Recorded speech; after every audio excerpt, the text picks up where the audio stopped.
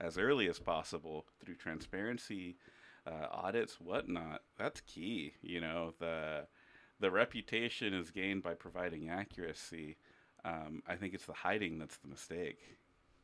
Do you think that that hiding happens a lot, I don't. or it's just the fear from the public that it's out there? I think it's the latter. I think we're really careful about keeping processes really tight. We do a lot of auditing within the organization, in the county, in the elections office, in other elections offices. There's similar protocols, um, but I think there's always just that worry.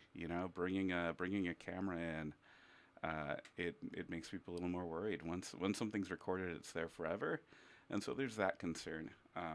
One of the things Humboldt County does that no other county does in elections is we have an independent organization do a full audit of every election that we run. So they get to scan their own ballots, or they get to scan the ballots. There's a chain of custody. It's a whole process. Other counties are afraid that a mistake will be found. We're able to sleep at night once they get through their process because we know that no mistakes were made. Why do you think we're the only county in the state that does that? That's correct. That seems kind of crazy. Yeah. Why do you think that is? It's that risk That averse mistake component of it. factor. I think it's the risk aversion. I think once you start bringing other people in, you're worried that they might not be charitable to any process mistake, and that you enter into that adversarial relationship with checking your work rather than seeing it as a cumulative process.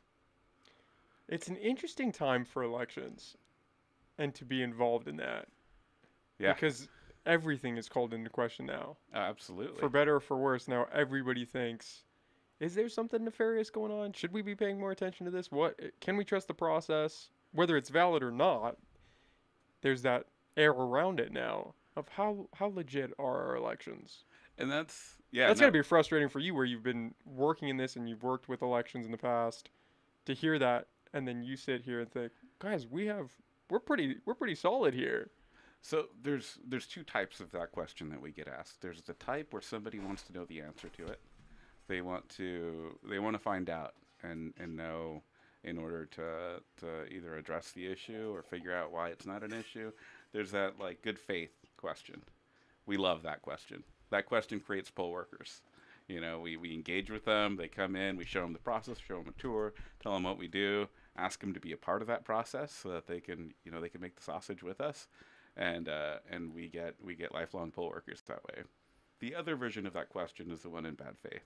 It's that South Park Cartman I'm just asking questions approach, where the question's a statement. It's not really. It's a rhetorical thing that's meant to just cast doubt, and that's the part that's tough.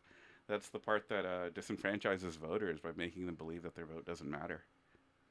Do you think that that's where a lot of that stems from? Is just trying to cause that divide and instill in people that your vote really doesn't matter? Oh, that's a few levels higher than I think I can answer. I try not to get in people's heads that way. I know that ends up being the result. I think one of the things that I hear constantly campaigning is that I don't vote because my vote doesn't matter, and you have a conversation a little bit about that with them, and it's a lot of that stuff they've heard. Is that the wall that you come into most frequently? Is, yeah, I'm not really going to vote. It doesn't matter. I'm not going to take the time. What's the point? I don't know if it's the wall I run into most frequently. It's the one that hurts the most, though. If somebody doesn't support my campaign because they support my opponent, I'm fine with that. As long as they're voting, I'm happy. Uh, be a little happier if they were voting for me, but at least the process is working, and that's all working out. It's the I don't cares that really hurt. How do you begin to bridge that gap? How do you reach those people that are maybe older and set in their ways of, I'm not voting anymore because there's no point. I don't see the value in it. How do you bring those people to the table? Because it seems like the younger generation is more inclined to vote. And then is it just an age thing where you kind of time out? Oh, the data shows the opposite. Oh, really? Yeah, yeah. Okay. The older after 30, once you hit your 40s, you're a voting machine. But prior to that, there's a gap between like 19 and 30 where life is hectic and you care about other things, or whatever the reason is. That's the voting gap, really. That's where you see less voter turnout. You might see more posting on Instagram about it, but but if you look at the demographics, it's in the other direction. I would not have guessed that. Yeah. You do see a lot of that on social media. Everybody posts their "I voted" sticker. Yeah. Huh? Is that Well, not everybody. You not just are. not You everybody? just get to experience. Instagram gives you an algorithm of things that make you feel good, and so it's a disproportionate view on reality. A little, I imagine. So do you think that you can reach that age group? I think so. I think there's some barriers at play when it comes to life. I think some of how you address that is by making it easier to vote. Vote by mail has been an incredible thing on that front. I That's a know touchy subject nowadays. it can be. It hasn't been with a lot of the people I've talked to. Vote by mail has been around since the Civil War. It's not a new thing. It's not changed drastically in the last, 5 or 6 years, 8 years. And so I think some of the touchiness comes from that Cartman style approach to questioning things. Just the question for question's sake, Yeah, not to provide any value or to provide any sort of clarity to the subject. that's it. Yeah, or to identify a weakness. I love identifying weaknesses. If there's somewhere where we can make the process stronger, I'm all about that. But you have to identify one in order to really have that conversation go in a meaningful way. If the data and history shows that there's not a problem, like reducing that for the sake of an unknown security feature, I just don't see that. So I have to ask, why are you running?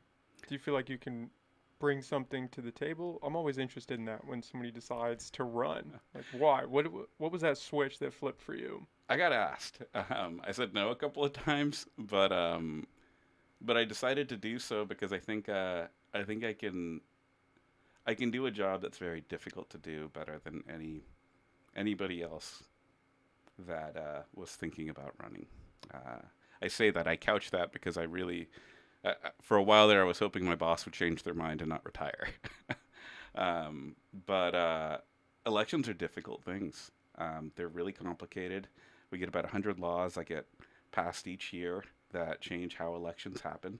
Um, and then we have all these processes in a very complex, changing ground that you really need experience in that side of things in order to do this job well.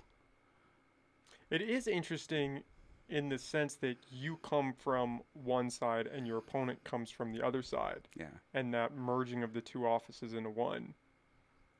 Do you There's there's a historical component to that, and it makes some sense. You want your voter rolls to be accurate, right? And who better than the person that has custody of birth certificates, death certificates, and all that jazz. And so there's that part of it. I think underlying a lot of these offices is understanding how to run like a good public administration.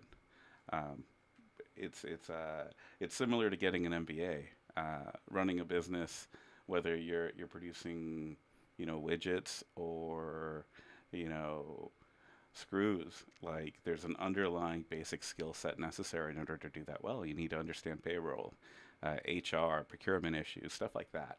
I think I have the background in order to do both. I think I can. I know how to go about addressing things like the digital divide. I know how to incorporate technology thoughtfully when it's appropriate. I understand processes and seeing public administration from the perspective of processes. And I think I could bring those to bear in a way that'll make things go smoother going forward. I did see that your opponent had put out that newsletter, and then you had corrected some of the information that she put out. And one of the arguments that I thought was interesting that was made through that was the idea that there's a lot of focus on the registrar aspect of the position. And it didn't seem like, at least from some perspective, that there was enough focus on the recorder position and the importance of that role. Do you have a take on that? I mean, It's hard because the two roles are merged, so you need someone that can be adept at both. You don't want someone that's just balanced on the registrar aspect or just balanced on the recorder aspect. You need someone that can branch both of those. yeah, absolutely. Um, so I think the registrar of voters gets a lot of attention because you can't undo elections. Once an election happens, once results are certified, you can't take that back. And so there seems to be a lot more on the line on that front, in that we're not able to make mistakes. Um, if a document gets recorded incorrectly, there's maybe a little more leeway there than if a vote. I can't even imagine. Then if very bad things that give me anxiety nightmares happen in elections, and so I think the emphasis is there for that reason. I think it's important. I think both offices are clearly vital. They're important. I don't think either of them should go away. One of the questions that I'm often asked is if I think that the two should be separated. And I don't think I see it working out that way. Across the state, this has been done in some areas, and the experiment's not gone so well, and they're merging back together. I think there's a cost to having two elected officials in that capacity. One of the concerns I had when that question came up is the thought of the registrar of voter becoming an appointed position. And so a lot of why my campaign responded as strongly as we did, is because that's just not a viable option. Yeah, can you explain that situation just for people that don't understand or didn't receive the newsletter? And can you just move your mic just a tad bit for it? You can pull it out so you don't have to lean over awkwardly for you. Yeah. So my opponent put out a newsletter stating that the clerk recorder was the elected position and the registrar was an appointed position, and that it just so happened that was just the way of things. That it was a tradition for the clerk recorder to function as the registrar. That's dangerous. That puts a lot of power in the board of supervisors' hands, which isn't inherently bad, but there's a conflict there, right? The board of supervisors are up for election every 4 years, and I don't know if you want the person running elections to answer to them. I think that ultimately the registrar of voters needs to answer to the voters, to the public. And so any insinuation that moves it in that direction, that gives cause for that to become a reality, that's dangerous. And her argument against that was that she was speaking in a historical context. That in some places you still have that where they can be appointed by a board of soups. Correct? That was my interpretation from I mean, the statement was what it was in terms of what she said. yeah, she said that this is the current situation. This is what it is. It's hard for me to see the historical angle. What's going on now is what's going on now. If there's a historical argument to be made, it seems to be an argument to change what's going on now, which is that the registrar of voters is elected. Do you think that was purposeful, or she just wasn't aware of it? I can't Speculate. Yeah. It is interesting that the two positions are joined. That was in '96, right? That they made that. Yeah. And you don't think that you think it should stay as one position? Is that just an ease thing where there is some overlap between the two, or? I think that's the main thing. Financially, it makes sense too. I don't know if you really want more administrative bloat by having dual sets of administration overseeing the two offices. But it is two separate offices, right? Is it physically? Yeah. Is it two separate staff? Yeah, that's okay. Correct. Yeah, there's some overlap. Ben Hirschberger, who was the third candidate in the primary, he's the fiscal officer for both offices, and so there's some hierarchical overlap that goes there. But not to the extent that it would make sense to hire out an additional person for each role. Yeah, I can't see that. Yeah, it's hard for me to imagine having two elected officials running those operations. I don't know if yeah, it's hard for me to imagine. The manager position on that office, there's two managers. I'm the election manager. That side has a manager too, has been vacant. I think since the beginning of the year. Is that due to staffing? They retired. We saw a lot of retirement. And I could be wrong in the beginning of the year, but it's been vacant for a while now, and things are moving smoothly as they go. I think there should be some restructuring. I think one of the things I'd like to explore is getting a deputy. Every other department head has a deputy. That'll make it easier to manage both offices and have a good vision for what's going on the ground. Is there not currently a deputy clerk? There's not. No. So, and that's, there's different titles are structured to how your organization's set up. So there's technically deputy clerk recorders and deputy registrars. I'm a deputy registrar in that I can perform the actions of an elections official. But in other jurisdictions, there's a title that is the deputy clerk recorder and registrar of voters that functions like a second in command. And so it's the way it's structured here. It's more informal.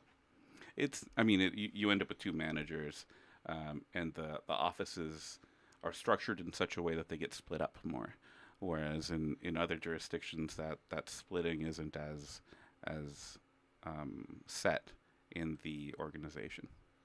And so would you hire out a deputy for both sides, a deputy clerk and recorder? No, Just no, the one. it'd be the one that oversees both. Yeah.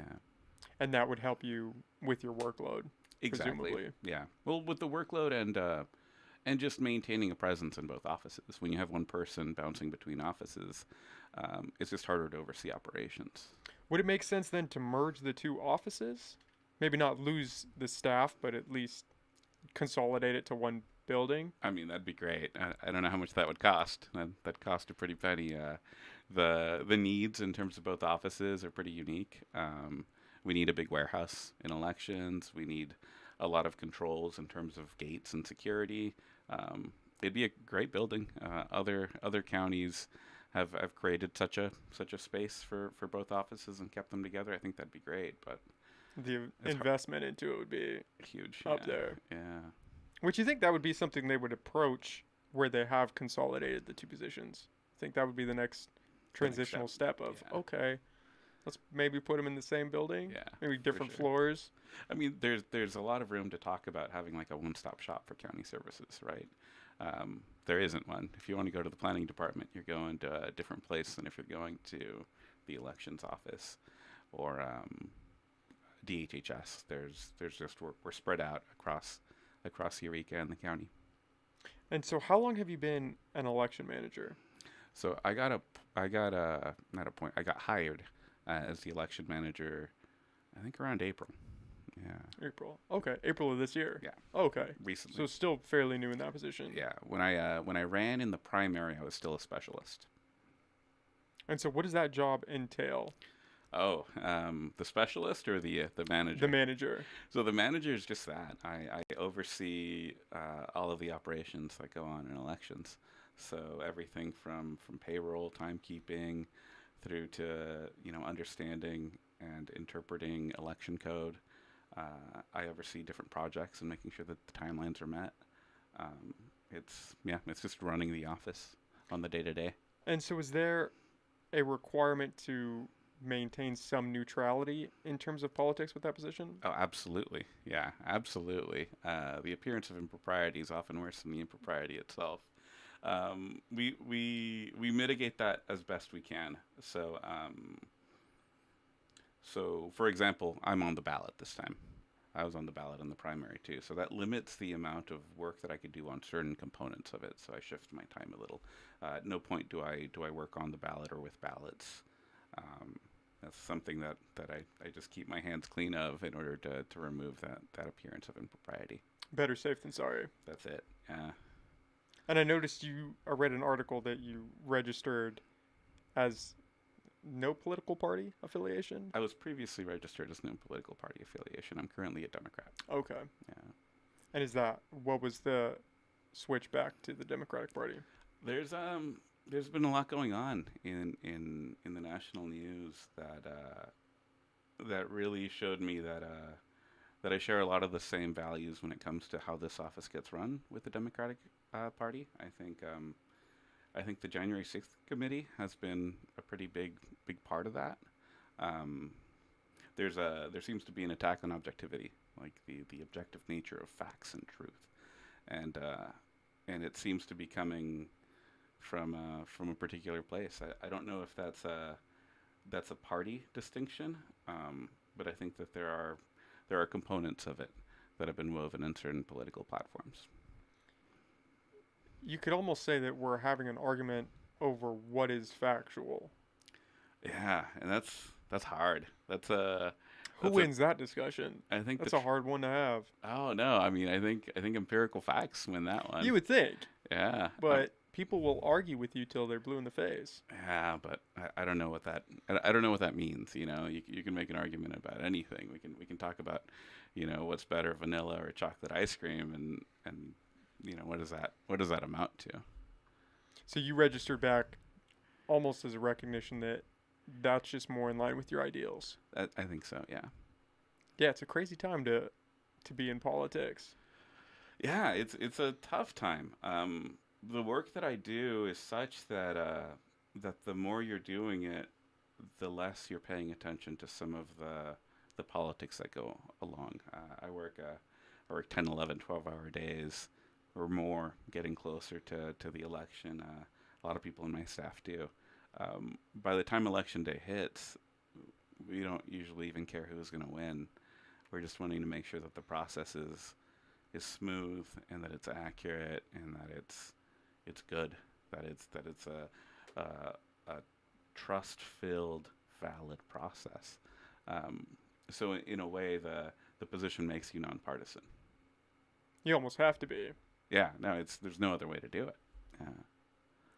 Now, with the election fraud has been a big national story for a while now. No. Was there any of that surrounding our local elections?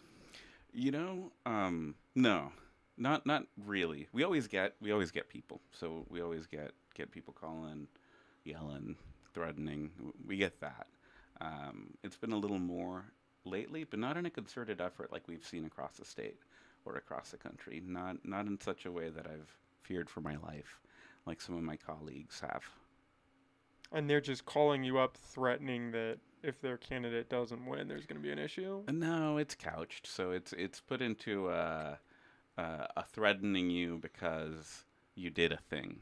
Even if that thing isn't something you do in this state, even if that's a piece of equipment that isn't used by your office, uh, they they usually have strong feelings about what they feel the truth is, and that you're complicit in the great harm that was caused to them in their version of the truth. Does it bother you when you hear people attack the system in that way? Or Ah, attack the belief in it? Because you work so closely and you do have this understanding of how the process actually works. Because you're seeing the behind the scenes stuff that most people aren't seeing. there's a sense of sorrow. So, like I said, there's two versions of that. There's the one that's in good faith and people are concerned. That doesn't bother me at all. I enjoy that. But it's the bad faith. It's the closed-minded. It's the fact that this is just now how it is, regardless of what information we share, regardless of how transparent we are. Um, there are people out there that have been wound up with lies, um, and they're just hurting, and they're hurting in such a way that it's causing pretty significant harm to the process. Um, in this office, whether you're a Democrat, a Republican, Green Party, American Independent Party, the person you want running this office, you want them to run it without any of that in their consideration, even if that person's a part of your party. Um, and the idea behind that is that we can't afford to have anybody doubt the process. We can't afford that to be the way that this goes. The process works because the candidates feel like the results are due to the will of the people. As soon as that stops being the case, um, yeah, I can't even imagine that. That transparency aspect seems to be a big portion of your campaign focus. Yeah. Is that because it was lacking in the previous No, position, or you just think that it could be expanded on? I think it could be expanded on. I've been a transparency nerd since college, so so back in community college, I'm a non-traditional student, which means that I went to college when I was old, and so I worked and I had a full-time job and I showed up to college hungry because I hadn't had dinner yet, and this is going to be a long story, but we'll get back to it. Trust me. Um, I'm sorry, could you just pull that? You want that, like, you can scoot it out, the mic stand, if you want. You just want it kind of right in front of your mouth a little all more. right, is that good? Yep. All right. And so, um, and so I was going to school. Dining services weren't provided in the evening, even though they were required in the course catalog or our contract with the university. And so I went and complained to a professor. The professor told me to do something about it. So I started showing up to school board meetings. Trustee meetings is what they're called, the board of trustees. And I complained to them about it. They didn't do it. Their meetings weren't noticed right. There were some Brown Act violations, which I didn't know what a Brown Act violation was at the time.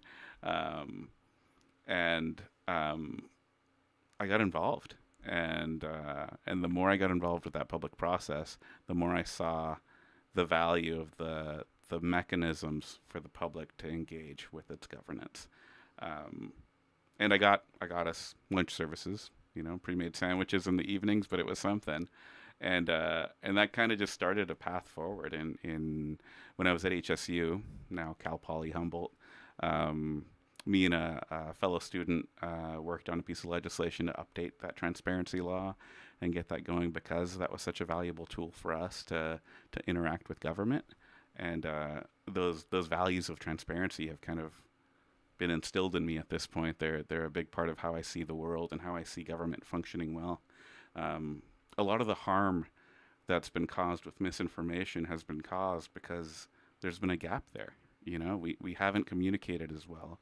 We haven't we haven't seen outreach as a meaningful component of the work that we do.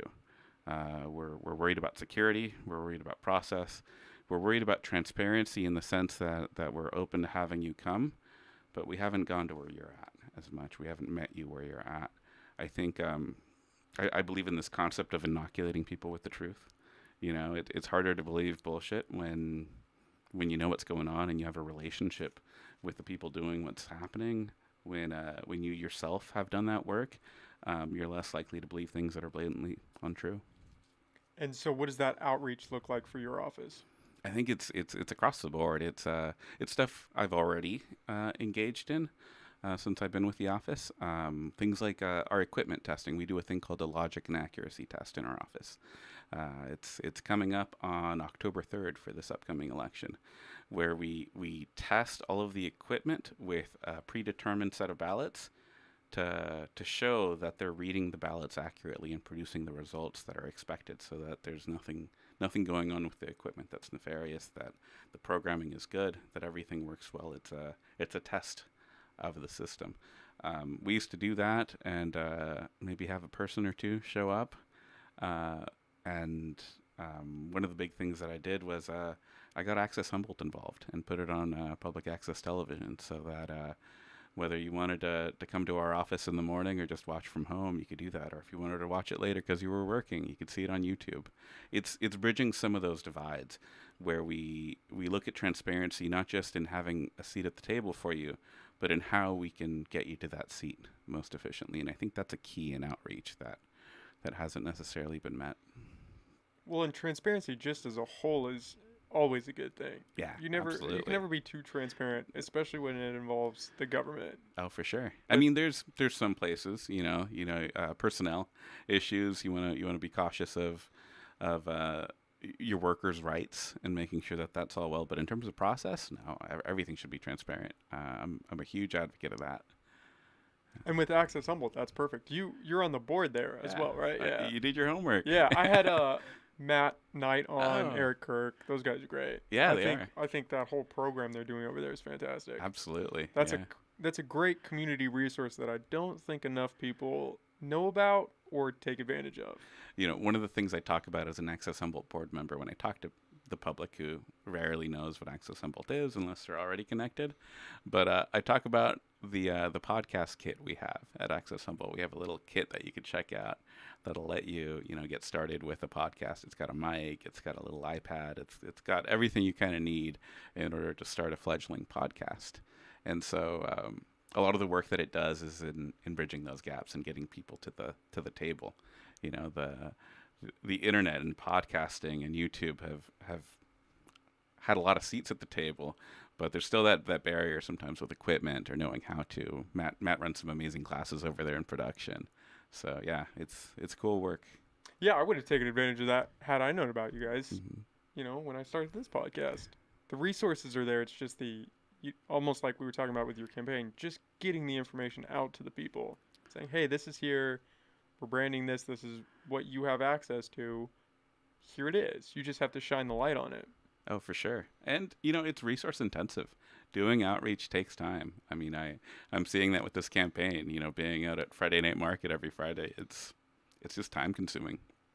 When you're running an organization, that's staff time, and there's a cost to it. But it's about factoring that into the way that you do business, so that you can hit that mission statement and get to where you're going. That one-on-one connection when you are at those Friday night markets, is that has that proven to be pretty useful for you in running the campaign? It's if anything, it's vitalizing. I walk away from those feeling confident in what I'm doing, and not just because I get praise. I get both sides of it. I get people coming in there and hammering me with questions about what they heard and what they expect, and they think this about me or that about me. But it's just the engagement. It's nice to go somewhere and talk to people that care about this thing that I'm super nerdy about. This whole election campaign thing, public administration. That engagement's it's huge. And so, when did the focus on elections start to rise? Was that your first introduction to politics, getting those sandwiches for the students? Uh, well, so I've been a poll worker since I was 17. Oh wow. Yeah. Okay, so you started out young. Yeah. No, I'm the child of immigrant parents who gained their citizenship, and that was like just monumental in the quality of our lives. Neither of them missed an election after their citizenship. They were both also union members, and And you were a union rep at one point. that's correct. Yeah, I was a steward. Um, but part of being in a union, one of the strongest tools you have as a union is the collective, and what stronger form of that than voting? Now, as a union steward, that's kind of a double-edged sword nowadays in some regard, isn't it? Or at least from an outside perspective, you always hear people are either really supportive of a union or they think they're the worst thing on earth. So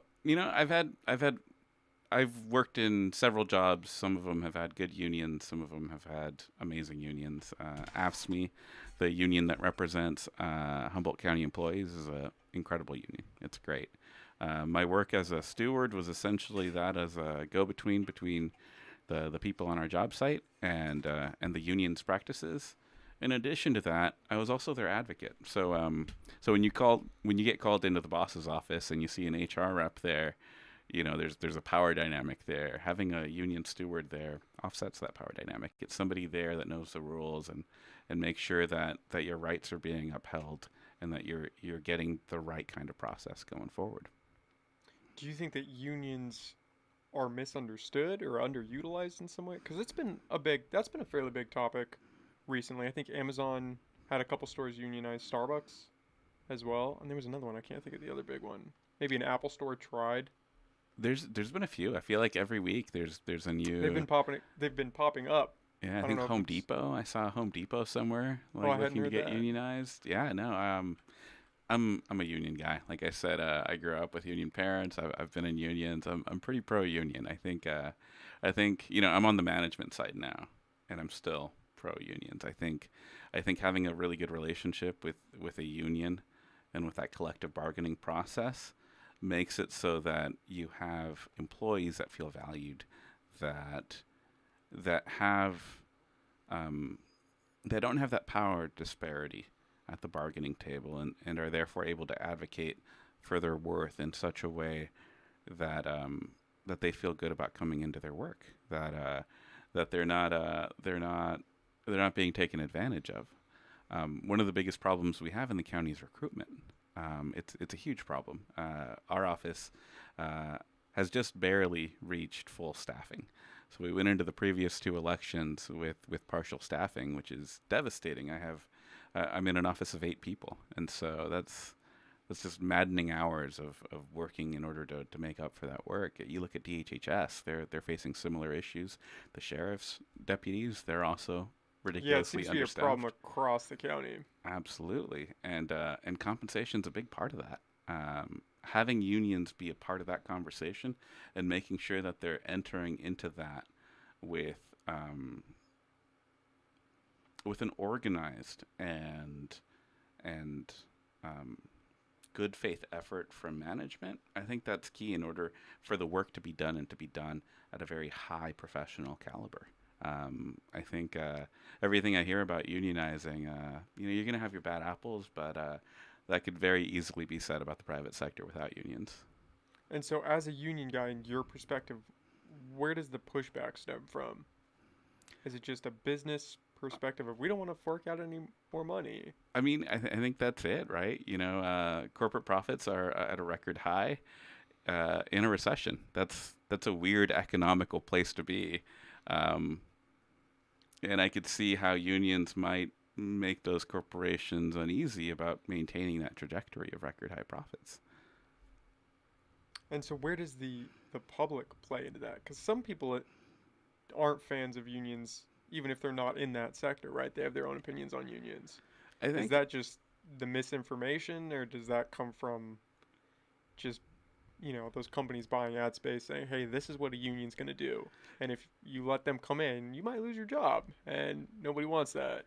Well, I know one group that doesn't want that, right? um, yeah, no, I think we got a pie, right? And where we're at right now is that there's such a tiny portion of that pie that's being given to workers and that's giving to the working class people. And when I say that corporations have record high profits, that means they have a record bigger portion of that pie. I think it's easy for those with that giant slice to say, unions are bad. They're going to cut into your already sliver of the pie when I think historically it's pretty obvious that it goes the other way. That unions are what negotiate in order to give working class people a bigger slice of that pie. I think a lot of the media, a lot of the pushback that goes against unions is those preserving that giant record big slice of pie. Yeah, especially when that pie, like you said, is growing and they're cutting workers That's it. Yeah, and profits are just through the roof. absolutely. It's like that. We can't get a little bigger slice of that. Yeah, Where's all that going? To the mega top. mega yachts. Yeah, right, Jeff Bezos. Yeah, going to the moon. I don't know. Yeah, it's a weird thing. From somebody I've never been in a union, I don't really know. I'm not that educated on unions, but I have heard differing opinions of, oh, unions are great. More companies should have them. It's for the workers. It's to support them. It's this voice that gets bigger the more people join. And then you have that alternate perspective of, no, unions cripple business. They cripple growth. They're not effective. It's just a way to get a little extra money from the workers. Yeah, I don't know. It's I think definitely a part of that stems from the information that people get and where that's coming from. and again, you're gonna have some bad actors out there. I don't Understandably, we're talking about a lot of money in some cases with these businesses. absolutely. Yeah, If you're, a billion-dollar company, you don't want that etched away so you can pay your workers a livable wage. that's it, right? I think Andy, see if you could pull this up there. The train workers, have you heard anything about Yeah, that? they just had a big victory. Yeah. Did Yeah. they sign? Did they come to? Last I heard they did. Don't hold me to that. I've been kind of busy with the election, but last I heard, last I saw on my phone as I scrolled by, it looked like they got the win. And what's crazy with them is they weren't even asking for a lot. I believe time to go to the doctor. That's Like it, these guys right? are working 7 days a week, was my Yeah. understanding. They had like a point system where you can get fired eventually if you went to the doctor more You than had a to couple work of through times. COVID, even if you were sick. That's it. I mean, those are the situations that you look at and think, yeah, maybe somebody speaking up for the workers probably isn't that bad of a thing. Oh, for sure. Good fences make good neighbors. A union is that good fence. It's you want to enter into that relationship with your employer where you're both entering into it in good faith. With the railroad, it seems like one entity in all of that wasn't acting in great faith. So I'm getting the impression that you've always been, I don't want to say an activist, but active in politics, active in representation, was this just kind of the next natural step? I know you said you kind of wanted your boss to run again. Yeah. Are you just running out of a necessity, believing that I'm the next fit for that? That nobody can do this better than I can. So I'm gonna, if he's not gonna run, I'm gonna bite the bullet and step in there. She. So If she, oh, if she's not my going to run, apologies. yeah, no, you're good. Um, yeah, if she's not going to run, yeah, I think, like I said, I was asked to do it. I I'm an introverted person, you know. At I my wouldn't have core, guessed. Yeah, we've been talking. at my Fine. core, I'm an introverted person, you know, a bit of a couch potato. Um, in terms of how I like to spend my free time. This whole campaign thing, this whole being a public servant thing, because I prefer that term over politician. Um, it's a whole thing. Like it's not something I expected to have to do. I I'm an election nerd. I'm a policy wonk. I like I like figuring out organizations, solving problems, new problems, creative problems, and I like taking a project and moving it along and making it better. Um, I never expected to have to run for office. I enjoy, you know, being informed. I definitely have pretty strong values that I recognize and have spent time cultivating it. But yeah, I don't know if I would have seen myself running for office prior to when I announced for this one. Is this a pretty public facing office? Or are you, because obviously the Board of Soups, they get a lot of attention. The Eureka City Council gets a lot of attention. Is your position a little more under wraps? Usually, previously, not anymore. You know, elections are being seen in a new light. I think that there are bad actors out there that have seen an opportunity when it comes to this position. You're seeing that across the state. Shasta just had an attempted recall over their clerk recorder, a Republican, great person. I've had the privilege of meeting them. Trust them fully. They are great at their job. But there's a nefarious take on it. There's a lot of power in this position. Um, the complexity, the difficulty, the impact, and the fact that you can't take back elections means that that putting a bad actor into this seat can have just devastating consequences, and you're seeing it across the country. I thought you had that the clerk recorder from Colorado that let people in and tampered with equipment and all that resulted from that. I had not heard about that. Yeah, that's about as much as I know off the cuff, but yeah. And let people in and intentionally tampered with equipment, or I don't know if they'd call it tampering. I think maybe see if you can find that one. yeah, they let non-elections officials, non-authorized staff have access to equipment. That county had to replace all that equipment because it was no longer certified. It was no longer pure. Was this during an election? It was shortly after, I believe. So it didn't call into question the results because it happened after the fact. Well, I think that was the attempt, was to call into question the results to find the issue with it. But yeah, This idea of bad actors, they're in everything. How do you escape that? I mean they're not though, right? You know, Well, there's a some good people, public process. that's true. It's some people that are just bad actors that will take advantage of any opportunity that they have. Absolutely. I mean, I think it's just that having good relationships, that you know, there's no your reputation matters. How you conduct yourself, how you engage in this work, it's key, and I think it speaks for itself. That recall failed. The Colorado one? The Shasta The one. Shasta one. Yeah. What was the deal with the Shasta one? Why were they? It was election deniers looking to get rid of them. It is such a crazy time. Have Yeah. you ever noticed where you have been tied to elections in this way? Has it ever been this called into question? I know there was the hanging chads thing. Yeah. The Bush and Kerry was also called into question. It's not been. I mean, this is unique in that it's coming not just from. It's a broader issue. So it's not just coming in from a political party or two. It's not coming from these radical organizations. Like it's permeating. You know, you have your everyday person coming in with these strong beliefs that I use Dominion software that My Pillow guy was talking about, and they know for a fact that you did it, even though Humboldt County uses Hart equipment and not Dominion equipment, and you can't engage with them because they think you're lying to them. It's that I think it's that it's how it's permeated, how it presents itself. It's just entirely different. Yeah, I was too young for the hanging chads debacle, but that seemed like it was a bigger one, and obviously for the presidential run, but that didn't permeate down amongst the public in the same way as this. Well, I mean, I think part of it is that you end up having so the hanging Chad thing was based on a fact.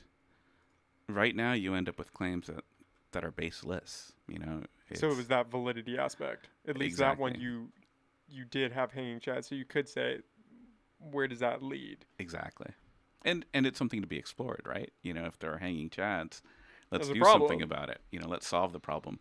When you cause panic, when you seek out that misinformation, or when you produce that misinformation that calls into question that which doesn't exist, you can't solve that, right? You can't disprove a negative. You can't address it really without having that conversation about what's true and what's not true. Do you anticipate us moving toward a time where voting access is so wide that you could just vote from your phone or vote through a medium like the internet? That came up at our professional conference here a few months ago. Um, we don't like it. I don't like it. I think From a security standpoint, you don't like it? from a couple of places. So I understand blockchain can do some interesting things in addressing some of those securities, but I think there's the security, and then there's how easy it is for the general public to understand that security without investing much time. And I think a paper ballot is something that's absolutely essential to the process. I think security and access are kind of a balancing act, right? You can't have too much of one thing without making the other thing pointless. If we make something so secure that nobody can access it, well, that's not really democracy. The alternative is true too. If we make something so accessible that it has no security associated with it, then there's no validity to the process. I think paper ballots are one of those deal breakers. I think that having something hard, concrete that you can audit, that you can go back and rescan, that you can make sure was processed in the way that you intended to process, that you see before placing it in the ballot box, that there's a chain of custody for. I think that's something that's easy to see and understand for anybody. And you don't see that or think that you would almost strike a better medium through the internet because you do have that security aspect, but you also have the ease of access and that everybody's got a phone nowadays. Well, not everybody has a phone nowadays.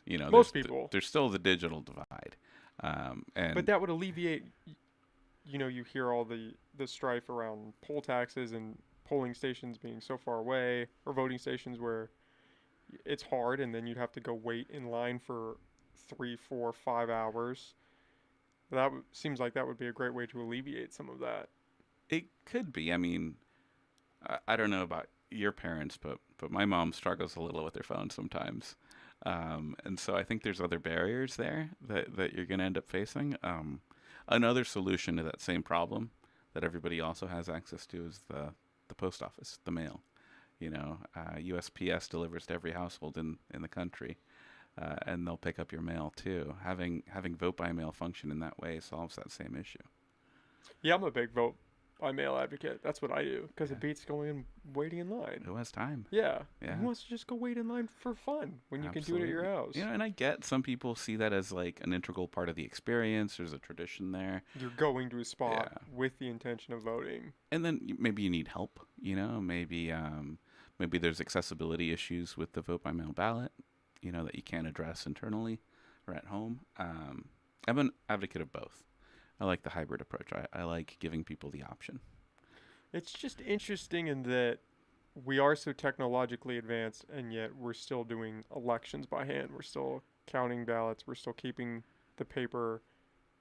It just seems it's interesting that that's one of the few things we haven't really modernized quite Well, as much as we could, to the we've extent that we could. we've modernized it a bunch.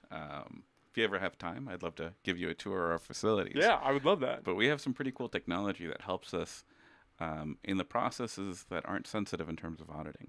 So we have a ballot scanner. So you don't necessarily have a person checking each box and tallying it in order to count it.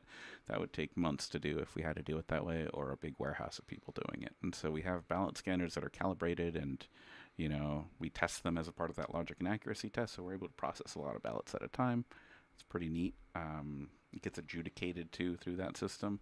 The other thing we have is a pretty cool sorting machine for envelopes that sorts them and opens them. So it'll sort them, check the signature on each envelope at a cursory level with really tight thresholds. If it doesn't meet that, then a person will see it.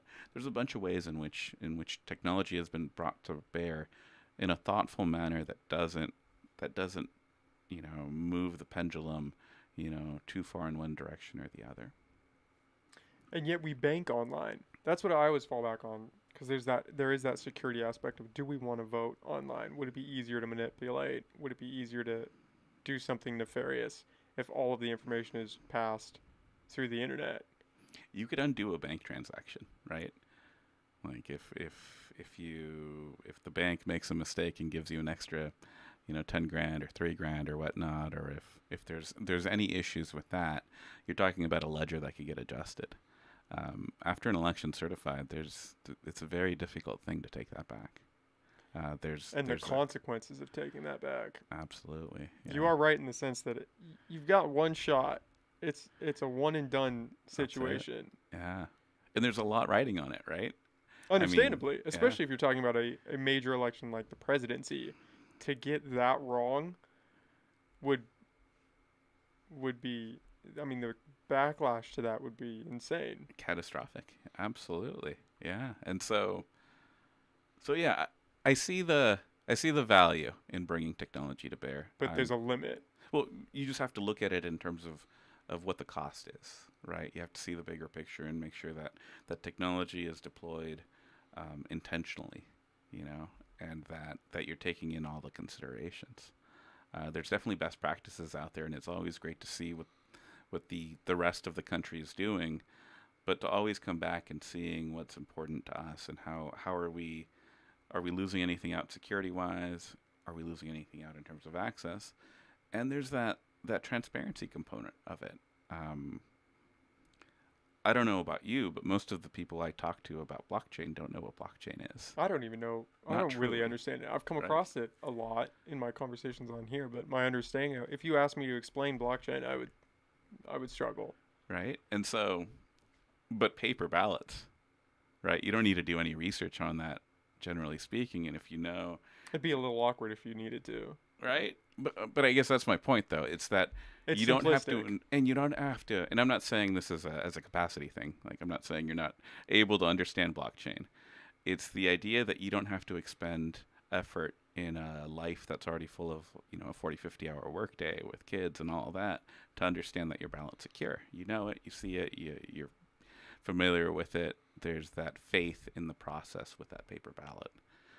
That's a lot to trade for a level of access that I don't know quite well if it would really mean more access.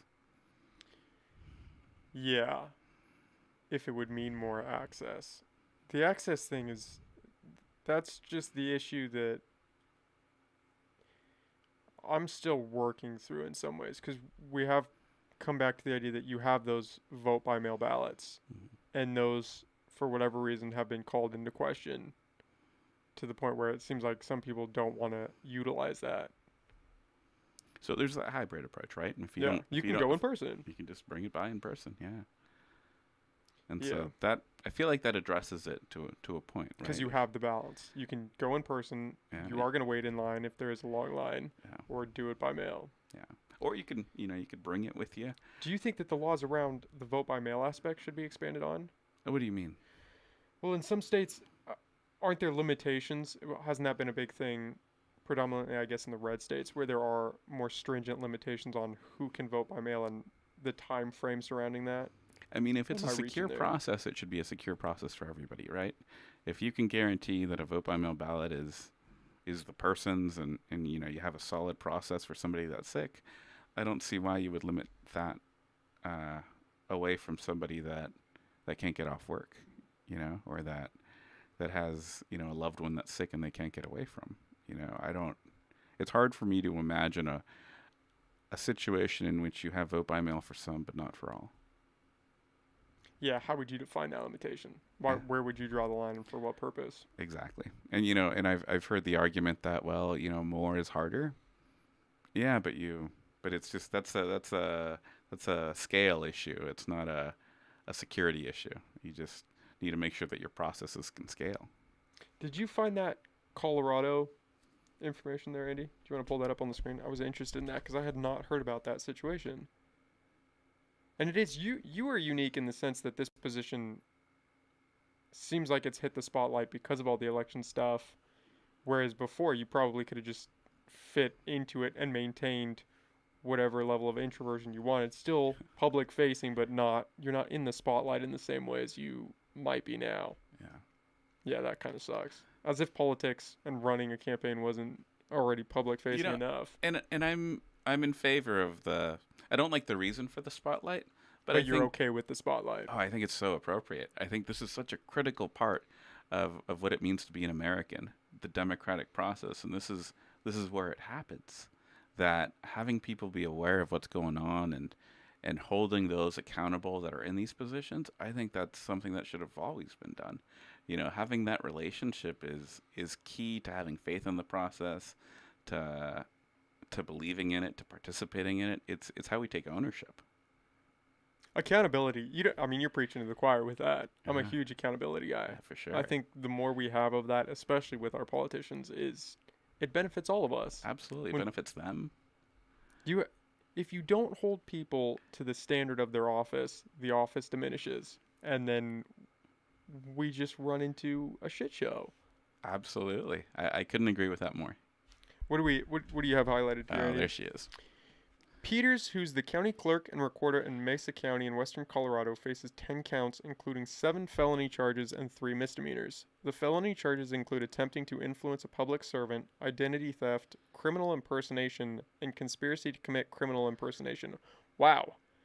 The misdemeanors include first-degree official misconduct, violation of duty, and failure to comply with the requirements of the Secretary of State. Can you find what she did? It's in that, not that paragraph, but the one right below that. The pairs. There you The go. pair is accused of helping an unauthorized person make copies of sensitive voting machine hard drives and attend an annual software update. Information from the machines and secure passwords were later shared with election conspiracy theorists online. Shortly after the data was leaked, Peters appeared at an event put on by MyPillow CEO Mike Lindell. We're tying back to Mike, Yeah. one of the leading promoters of the conspiracy theory that the 2020 election was rigged. Wow, so she definitely crossed some lines there. Oh, for sure. And see, that is unfortunate because that provides legitimacy now to fears because people can point to that and say, well, look, this person did that. So now I'm going to use this to justify my skepticism of everybody in that position. Yeah. No, the office has legitimacy, and that's why it's so critical to have somebody that's accountable, that's got integrity and the right values in the position, because yeah, that legitimacy can be lended, can be given out. Abused. Yeah. As case in point, right here. What do you have here, Andy? The maker of the equipment, Dominion Voting Systems, has been the focus of false conspiracy theories, claiming it helps steal. Yeah, the Dominion voting machines. Well, it's a hard process because, first off, how many people actually take the time to read about the candidates, let alone understand how the process functions from the point where you do cast your vote? Yeah. No, I don't know, but I can't imagine it's a that's big portion of the public. that's a League of Women Voters question, absolutely. But I mean, it's interesting in that we had kind of two options to go about it. We went the government is in charge of that part of it, right? In some countries in Europe, there's no campaign finance involved in elections. The government, gives each candidate so much money in order to get the word out onto them. And then here, through Citizens United, we made how aware people are of their candidates be who can raise the most funds question. Has that been enlightening now that you're running your own campaign? Oh, Seeing that, absolutely. We're definitely like my campaign managers, my fiance, my website person's my best friend. My treasurer is a dear friend from college. Like we're a scrappy little campaign, and it's amazing how much money can buy you when you don't have it. And so running into that has been just eye opening in terms of how difficult it is to raise funds and how how it's not about money. Like, because when you say funds, when I say I'm raising funds, in my mind, I'm raising the ability to make people aware. You know, every dollar is a voter reached, and so campaign finance has kind of made it a really interesting change where money means information. do you think nowadays that money is definitive of whether or not your campaign succeeds? Not at all. Do you Yeah. think you could still get by as the underdog if you don't have all of the funds there? Oh, absolutely. I think you saw that in the primary. Um, yeah, my opponent definitely outspent me. They got a couple more votes than I did, but it was a three-way race, so that wasn't enough. Neither of us won. And I think you saw it in other races. I saw that you had Natalie Arroyo on your show. She did pretty good with a pretty big campaign finance disparity. Same thing with Steve Madrone and Larry Doss. You saw big campaign finance distinctions and lopsided vote. Yeah, the money helps in that you can draw eyes, which is it's definitely a factor, but you have to have the substance, I That's think, it. to drive it home in the end. Yeah. Unless you're just running against somebody who's incompetent or doesn't have their campaign structured in a very well organized manner, then money just you can blow them out of the water. But if you have a character who who is running on something of value, I think you can buck the system a little bit. Oh, absolutely. I mean, I think that's at the core of it. I Which think it. is it's a positive aspect. That instills a little more faith in the system that the little guy can make it. If you have you know, someone with heavy pockets running and someone who really cares and wants to make an impact, that person can still do it. The system's not bought and paid for when it starts. Yeah, not necessarily. I mean, that's an uphill battle you're facing though as the little guy. Um, Yeah, it's not great. yeah, no, I don't. Yeah, I don't know if that gives me more faith in the system. I mean, I have faith in the system, obviously, but in terms of campaign finance, I think that yeah, that seems like the good thing happens despite it. You know, Do you think we should limit campaign finances in some way? I mean, we do. I think we could do a better job of it. I think we could do a better job of reporting on it. I think so. We have really good campaign finance laws in California in terms of how you need to be transparent. I don't know if they have big enough teeth in terms of holding campaigns and donors accountable.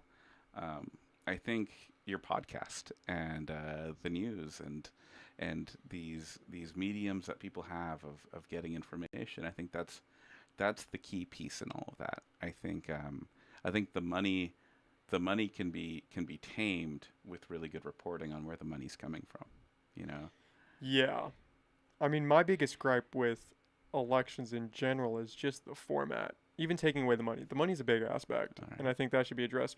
But the format, when you have these debates and you get a minute to hear your question and formulate an answer, that just seems ridiculous to me. With the technology that we have nowadays, where you could have a candidate in some long format where they are answering questions and taking in questions and given reasonable enough time to actually formulate a well thought out opinion on a subject. But it's just, oh, here's your question. We're moving to the next candidate. Here's your question. Maybe you get a chance to rebut what the other person said, but we're moving on. So yeah, I agree 100%. The questions is another part of it. You don't get really hard questions. I found I was really surprised when I was doing these forums at the kinds of questions we'd get. Um, they didn't the, no follow up questions usually. You kind of it's almost an opportunity to give your bylines. You know your little nuggets Hit your of campaign points. yeah, This is what I'm here exactly. for. Yeah, I was expecting a debate. Back and forth. Let's get into the meat of what makes us different. I did a hot air interview that let us go back and forth a bit, and that was probably my favorite of the interviews that I did. Was having both candidates there, having a moderator ask questions and have follow up questions, and then bounce things back and forth. I think that's where you really get to know the two candidates is when you have that format. In a longer format is great for that. The longer format, I believe, is key. Yeah. It's just too short. And for what purpose? Sometimes it's way too short too. Like you're given this question that has like really four questions as a part of it, and then you're given just enough time to maybe introduce the basic foundation of what you'd build a question on top of. It's so difficult to do with some of these questions where you almost have to keep it at a superficial level, otherwise you're just going to lose everybody. Yeah.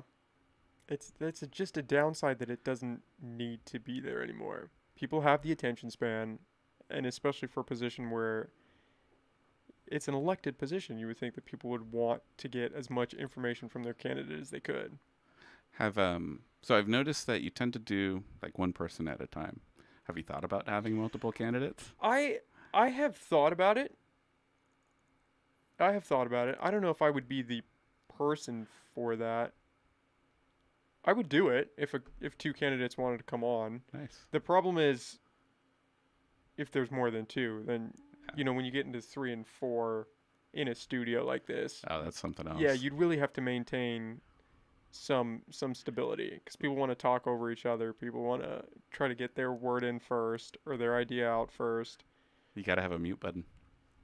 I know. We're going to have to work on that, Andy. I would do that. I think that would be, or somebody should at least do that. I think that would be beneficial just to, like you said, like that Humboldt Hot Air show, to provide that ability for a long format, real debate where people are fielding questions and have the time to come to whatever conclusion they draw.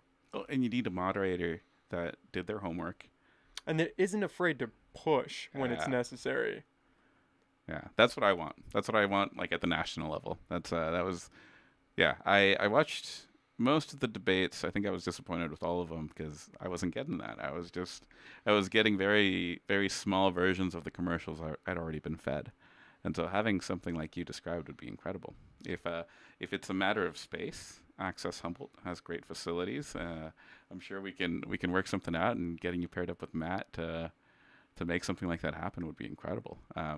One of the things that I love the most about interacting with the media, with podcasts like yourself, is that the thing that gets people to vote the most is getting them informed. It's hard to want to vote when it feels like it's an arbitrary thing you're doing, when you're just ticking off boxes without really knowing who you're voting for, just a name and a title underneath their name, and most of them are ranchers for some reason.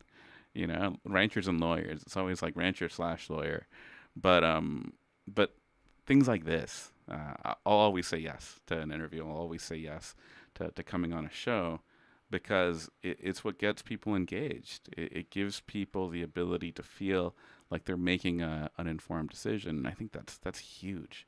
Any amount of attention we could bring to that is what's going to get people to vote more often. And with misinformation, I'm a big proponent that the best way, and really the only way to effectively combat that, is to provide better information. Yeah. When you start silencing people and criticizing them and trying to shame them into some other form of belief, you just reinforce their ideas. And I don't know if we've just lost that concept as a country, but nobody wants to have a real debate anymore. They have what they believe to be the truth, one side or the other. And your approach to the person coming from the other side is to just diminish that and say, no, but you're wrong. So here's what's true. This is it. You're wrong. And then that person runs off, and now they're reinforced in their belief, thinking that person was an asshole. They don't know what they're talking about. I'm right. This is what I believe. So, why do you think that is? I think social media is a big factor in that. I don't know if I'm just jaded towards social media in general, so I instantly come to that conclusion. But I think in today's time, you have people who come to the table with their mind already made up. We're not having discussions as a means of challenging ideas or testing your preconceptions. it's reinforcement. I'm going to come to this conversation, and you if you prove that I'm wrong, you did it. You just made me think, well, I'm over this conversation, and now I'm going to move on to the next one. There's no accumulation of ideas, of hearing your points and thinking, oh, okay, well, that disproves what I was thinking. So now I'm gonna take this one in because that was a better idea. And then you come to the next one and it's challenged, and you're either reinforced because the person came to the table with a bad idea, or you adopt that one because it's a better idea. People don't do that, and I think when you're on social media, it's just outrage, and so that's what's perpetrated throughout the ecosystem, and that reinforces people in whatever belief they're backing against it. It's winning and losing, right? When people think of debates, they want to know who won, and they want to know if they were slaughtered, or if they were smashed, if they were just, If they got owned. yeah. It's a video game approach to debating, and that's it, right? You either get better at winning, but it's not about learning. It's not about the substance. Yeah, so I studied philosophy in college. I have a bachelor's degree in philosophy. What that means is that I'm often really good at arguing.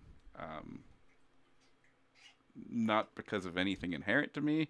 It's just what we do a lot in philosophy is we take an idea, figure out how it works, and then fight it with some other idea. And you do that a bunch, you get some techniques and whatnot. With a lot of my friends, I refuse to have any kind of like meaningful debate because it can get mean because they have that idea of winning and losing. When I go into a debate, I'm hoping I'm wrong.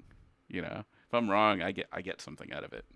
If you're right, you don't walk away any smarter. You know, you walk away with the same amount of information as you came in with. But if you're wrong, you get to learn something. That's the approach you would hope most people have, right? But Yeah, and I don't know if it's always been this way. I don't know if it's human nature, but people get tied to their ideas. And identity. It's it's who I identity. am. And so Yeah. if my idea is wrong, if you prove that idea to be faulty, you're pointing out some character flaw in myself, and I can't have that. And that's that tend towards aggression, or becoming resolute in your stance because you feel like your character is being attacked. It's not your idea versus my idea. It's you versus me. Do you think that is a more recent evolution of debate? Is that it's that character attach, or not character attachment, but you're attacking the character of the person? I think that's more entertaining.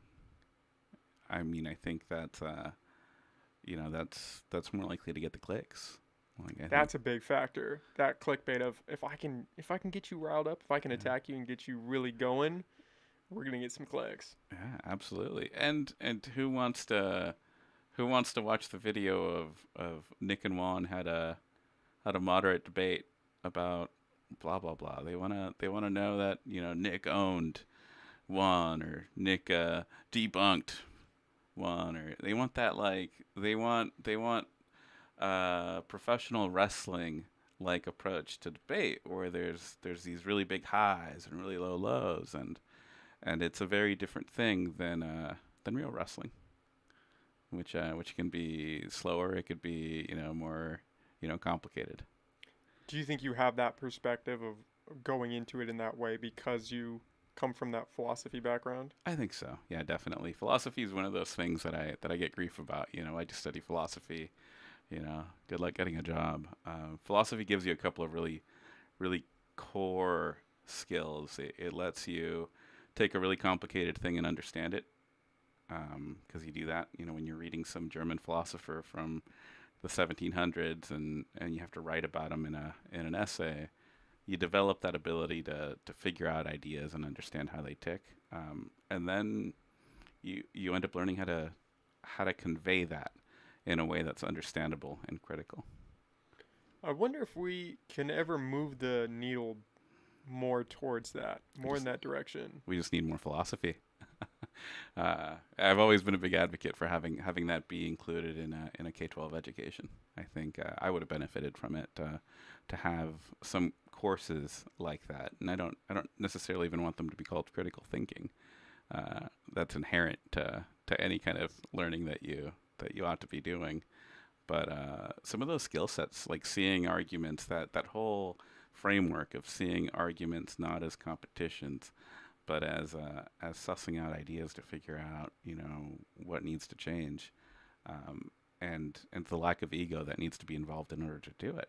There's almost like a martial arts take on it, right? You know, yeah, you have to go in there and realize that it's not you. It's all about the technique. It's about creating something broader, and winning that one instance doesn't make you better. Even sitting here and us saying that, it's hard to practice that. I get caught up in that. Even recognizing what you're saying and trying to implement that in my own life, I still get tripped up. Where I'll have a conversation and somebody will say something or you'll interpret it in some way and then it becomes personal and then the ego gets involved and then it's no longer a debate of ideas, it's a debate of character. It's a debate of who's the better person, who has morality more on their side. Oh, that's And tough. you just lose all productivity in that conversation. It goes from us trying to better each other or trying to learn something from each other to now I'm just going to shit on you just because I can. There's a guy named Epictetus, old Greek person. He's one of the original Stoic philosophers. He's my go-to person when it comes to figuring out how to do the thinking better in terms of perspective, in terms of, oh, this person's really getting to me, or I had this interaction and I walked away feeling less because of it, um, because of how I reacted. So much of it's a matter of like realizing what's in our control and what's out of our control. So much of it is seeing what's out there and what's inside. Um, like in those situations where you get questioned, where you get poked in such a way that you got to be defensive. Like what's going on there? Who are you defending, really? Yeah, and like you said, if your idea is wrong, it's a moment to now adopt a new idea. Would you rather stick with the wrong one and carry that through life, through all these encounters where you're going to be proven to be wrong, or be able to adapt and implement a new idea? And you're already there. Like everything that you are right now are new ideas that replaced old bad ideas, right? As kids, we're not born knowing everything. We're born being wrong a lot. And so you're already inhabiting this identity that was built on being okay with being wrong. I'm reading, and I cannot remember the author, Andy. I'm going to need you to pull this up. It's called Meditations. Oh, Marcus Aurelius. Marcus Aurelius. Yeah. Yeah, thank you. I could not think of his name. I was Yeah. sitting over here struggling for a moment. And I have found, I'm only maybe halfway through it right now, but that is an incredible book. And the It's, perspective of reading something from so long ago and it still resonate today is incredible. I'm going to connect you with Epictetus. So Marcus Aurelius's Meditations was like a journal. It was like there's this guy, really cool emperor uh, guy, and he learned about Stoicism, and then he practiced it and journaled about it. Yeah, it's his internal thoughts. Yeah, and so Epictetus has this book called the Handbook, which is just that. Like that's the guide that Marcus Aurelius used to get to where he was at and write Meditations. I find it to be a more accessible type of Stoicism. I think he's just a better writer too. I mean, it's a journal. You Yeah, I can't don't fault him. think Marcus was planning on anybody actually finding this and reading it. Yeah, The handbook. I'll have to read that. yeah. I'll send it over to you. Okay, yeah. Yeah. I'm always I'm fascinated in just like stoicism for example. I took a philosophy class in college and so I just touched the surface of all of those ideas and of understanding how to process information in that way. Yeah. And I think you're right that if you could get access to that in high school even it would be so beneficial. Yeah. Just the idea that ideas are their own thing. You don't have to attach yourself to them. Hmm. And just because you don't ascribe ascribe a certain idea to be beneficial in that moment in your life doesn't mean that it's necessarily a bad idea. You Yeah. can take stoicism and take elements from it and practice those. Doesn't mean you have to adopt stoicism as a whole or Oh, these for sure. various philosophical standpoints, you know? They're tools. And that's how we should view it as Yeah. a tool. The Yeah. idea is a tool. No, absolutely. I couldn't agree with you more. There's a piece there too about being, right? We like to think of ourselves as being done, and so when we're tested as if we're the final product. And letting go of that and seeing ourselves as like a thing in process, a thing to be bettered, you know, uh, being the best. Nobody really should want to be the best. They want to be striving to be the best. You want to be in that framework, not in feeling like you've arrived and anything that attacks you is wrong because you've already gotten there.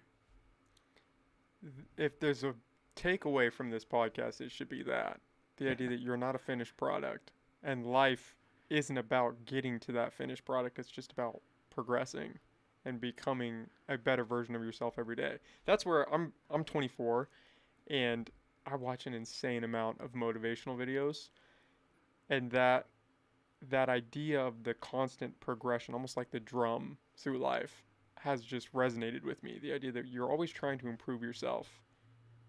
And I don't know if most people just attribute that idea of being done and to themselves, and so they think I don't need to work on myself anymore. I don't know if that is just a human nature thing where you think who I am in this moment is who I am, and that's my whole identity, and that's all that I'm going to be.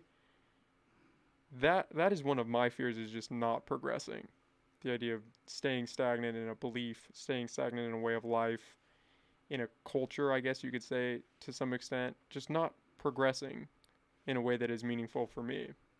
I think that different view, that view of looking at process rather than seeing it as a done thing, I think that gets you there, right? If you're not trying to arrive, if you're just focused on journeying, then you never have to worry about stopping because the thing you're doing is inherently movement.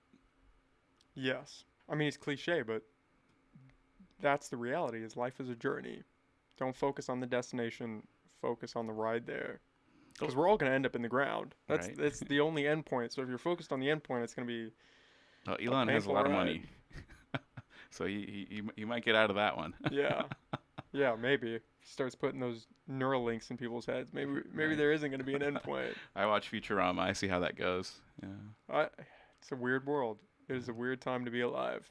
yeah. But going back to the way we started the podcast, being okay with being wrong, you know, it goes into public service. Like public administration is such where we need to see ourselves in that way, and we can't focus on feeling like we've arrived, like this is the finished product. Like I can't let you in to see what I'm doing because you're going to criticize it, and then it's all broken. No, we have to see it as this ever evolving thing. We have to take the ego out of it. We have to try our hardest to be better and to do things impeccably. But that's what we're trying to do. The trying, the process, and we need to allow others to get in there and make sure that we're on that right track without feeling like we're being attacked personally. And the ability to innovate, which also seems like that is a core in your campaign. The idea that it's not this finished product. We can improve. We're going to continue to make these steps. I think I read on your campaign page the idea of being preemptive with Yeah, all those laws, because those do trickle down. And so rather than waiting for the ball to drop, we can kind of get ahead of it a little bit. yeah. No, Yeah. absolutely. That's it. We need to be ready for what's happening. We need to do needs assessments. What do people want? Realtors seem fairly unhappy with the customer service on the click recorder side. That's the thing I constantly hear about. Customer service, things taking too long to process, things getting bounced back and forth. But figuring out how, so public service is just that, it's serving the public, and the public can have changing needs. We need to constantly be in communication with the public so that we know when those needs shift so that we can adapt to them. So even if we've got it right for now, that doesn't mean we've got it right for tomorrow. I think that's a great perspective to have going into office. No, let's That's the hope that's plan. Yeah, the right? yeah. Juan, this was great. We can end it here. We did an hour and a half. Do you want to plug where people can find you, where they can find your campaign? Yeah. So vote for Juan Pablo. .com is the website. Ballots go out October 10th. Voting happens November 8th. Vote early. It makes my job a lot easier, whether you're wanting to put it in the mail or drop it off in our office. Um, Yeah, voting early gets you posted on those election night results that come out first. Okay, well, Juan, thank you. Thanks for taking the time to come on and do this. I really appreciated talking with you. Yeah, I appreciate you having me. This is a great forum. Like I said, the more information that people have on candidates, the more informed a decision they're going to make, the more likely they are to get out and vote, which is what it's all about. Yeah, that's the ultimate goal. Is Yeah, just exercise your civic right to be able to vote yeah, and and take cast your ownership. ballot. We'll have to get you back on talk philosophy. I'll read that. Anytime. Yeah, that handbook. I think that'd be great. Awesome. All right. Well, thanks, Juan. Take care.